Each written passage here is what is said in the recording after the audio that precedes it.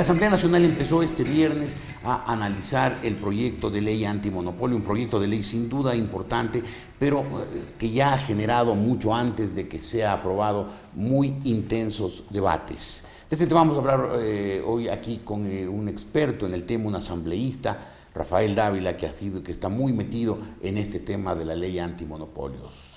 ¿Cómo se espera que salga la ley antimonopolio? Porque sin duda se necesita, en una economía de mercado se necesita una ley de competencia, una ley antimonopolio, si es que no se la trata con malas intenciones. ¿Cómo lo ve usted? Sí, esta ley se presentó por primera vez en el Ecuador, fue de mi autoría en el año 1999. Hubieron otras propuestas de ley y finalmente, después de 3 años de que el Congreso Nacional ese entonces lo debatió, lo socializó, incluso se especializó gente que viajó al exterior a conocer un poco sobre la temática antimonopolio. Finalmente fue aprobada la primera ley antimonopolio en el Ecuador por el Congreso Nacional en el año 2002.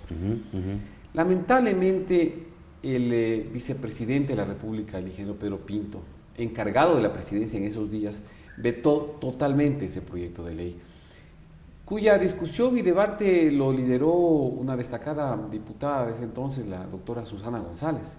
Lamentablemente, los sectores empresariales creo que presionaron o solicitaron al menos al vicepresidente que vetara totalmente.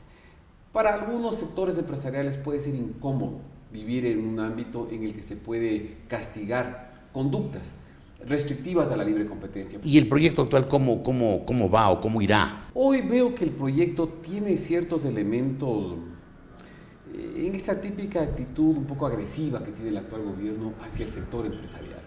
Por ejemplo, utiliza en casi toda la temática, utiliza la palabra poder de mercado. Poder de mercado. Sí, que es un término que no es muy técnico, que no es utilizado en las regulaciones mundiales, ¿no? Rarísimo. Y empieza diciendo, uno o varios operadores económicos tienen poder de mercado cuando, al ostentar o no una posición de dominio en el mercado relevante. Porque la palabra técnica es posición de dominio. Y la jurisprudencia internacional señala que una posición de dominio en el mercado es cuando más o menos, depende del mercado, depende de las zonas, si usted tiene aproximadamente un 40%. Esa ya es posición de dominio. Esa es una posición de dominio.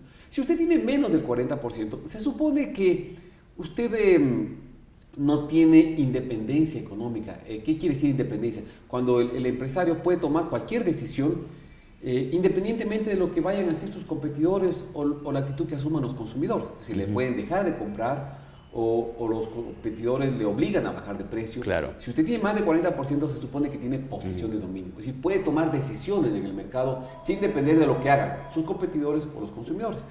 Entonces aquí dice, empresas que tienen poder de mercado, ostenten o no posición de dominio.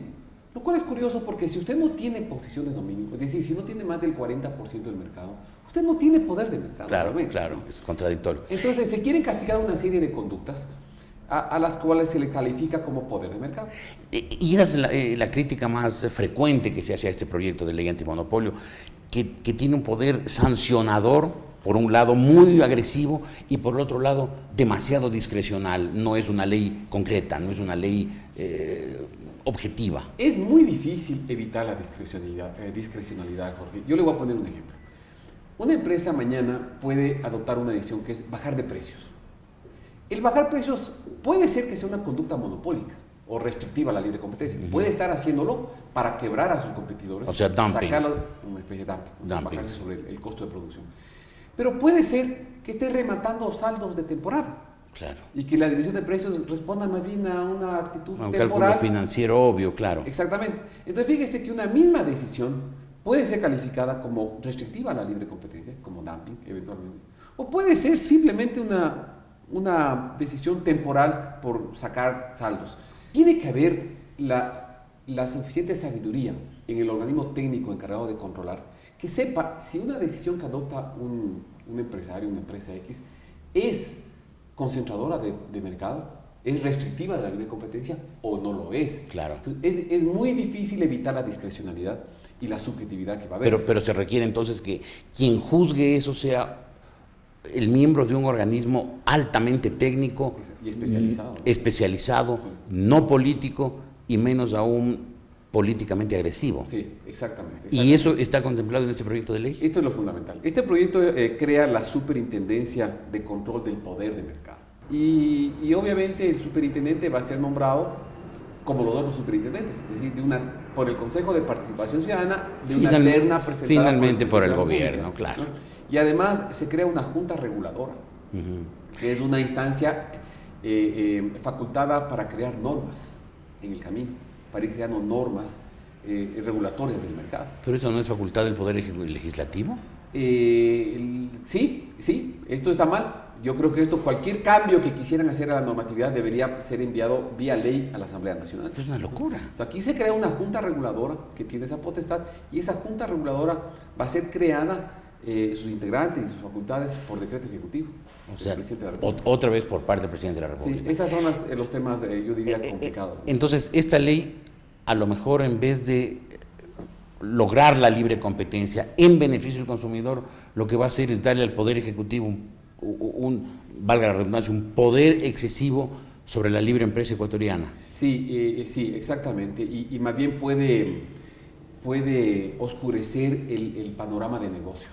Muchas empresas del exterior, por ejemplo, para invertir en un país, miran que este país tenga una ley antimonopolio para no ser sujeto de abusos de empresas nacionales que ya tienen una fuerte posición de dominio en el mercado. Claro. Le pongo un ejemplo. Usted recuerda hace algunos años cuando quiso venir una gran comercializadora de productos de supermercados de Chile. Santa Isabel. Santa Isabel, ¿verdad? Y de pronto se encontró con una actitud muy agresiva que tenía una posición dominante en el mercado nacional y se retiró del país. Entonces, incluso... Usted se refiere a Supermaxi sí. Y a mi comisariato. Sí. Entonces, ahí... o sea, en ese momento faltaba una ley que regule. Sí. Ahí, por ejemplo, hubieron... Que mejore la competencia. ¿No? Claro. Que les dijeron, si ustedes proveen a esa cadena, ustedes dejan de vender en mi cadena, que es tan fuerte en el Ecuador. Claro. Esas son conductas, obviamente, restrictivas de la libre competencia. Entonces, un inversionista nacional o extranjero va a mirar que el Ecuador tenga esta regulación para que proteja su libertad de incursionar en ese mercado y que sea respetado sus posibilidades de intervenir en él. Claro, pero va a querer una ley que garantice la libre competencia y no que la restrinja, como eventualmente podría ocurrir con este proyecto del gobierno. Exactamente. Entonces, el Ecuador necesita una ley antimonopolio. Ahora, no cualquier ley. No cualquier ley, Sí, una buena ley. Que sea hecha con absoluta técnica, con la menor injerencia política. Son temas muy delicados, muy sensibles, y que si el inversionista percibe que hay una alta injerencia política, más bien una ley de esta le va a ahuyentar. Le va a terminar ahuyentando. Qué pena. Pero hay un tema, no sé si quisiera tratar con usted. Muy brevemente, por favor. Es muy importante, permítame que lo digan. Mire, la carta que el presidente de la República envía a la Asamblea Nacional, adjuntando este proyecto de ley, él mismo dice, el propio presidente dice que los requisitos que deben contener los proyectos de ley es que se refieran a una sola materia. Sí, esto debe estar referido al tema antimonopolio, libre competencia. Jorge, pone un capítulo entero que le llama reformas y derogatorias. Ajá. Reformas y derogatorias. Incluye aquí dos artículos, el 25 y el 26. El 25 contra los accionistas de las instituciones financieras, la 25ª, y el 26 contra los accionistas de los medios de comunicación. Siempre algo contra los medios de comunicación. Qué obsesión. Señala que aquellos accionistas de instituciones financieras o de medios de comunicación que tengan el 6% o más de acciones están obligados a vender cualquier participación accionaria o propiedad que tengan en cualquier otra actividad económica o empresarial del país. Un poco en la línea de la consulta popular, usted recuerde, pero la idea de la consulta era los que tengan primero posición mayoritaria. Claro, obvio. Y 6% obvio. no es ni de lejos una posición mayoritaria. Claro. Y les da plazo de un año, prácticamente, hasta el 31 de julio del 2012, para que se desprendan de esas acciones, o si no el Estado entra a subastar las acciones que tengan en cualquier otra empresa diferente a estas actividades. Aparte de que el tema ya es polémico y que es obviamente una clara persecución hacia instituciones financieras y hacia los medios de comunicación. Clara persecución. Persecución. Le hace inconstitucional a este proyecto de ley. Este capítulo le vuelve inconstitucional porque una ley no puede referirse a varias materias. Tiene que referirse a su tema concreto. A la concreto. materia específica, claro. ¿No?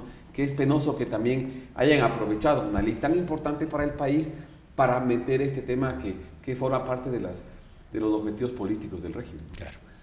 Asambleísta Dávila, muchas gracias. Ha sido muy esclarecedor su información sobre este tema. Buenos días, muchas gracias. Muchas gracias, Jorge. Buenos días. El asambleísta Rafael Dávila, de la provincia de Loja, un experto en temas de competencia, y sus observaciones de este proyecto de ley, pues no garantiza la libre competencia y por lo tanto no beneficia al consumidor. ¿A quién beneficia? Muchos dicen que al gobierno. La República.es.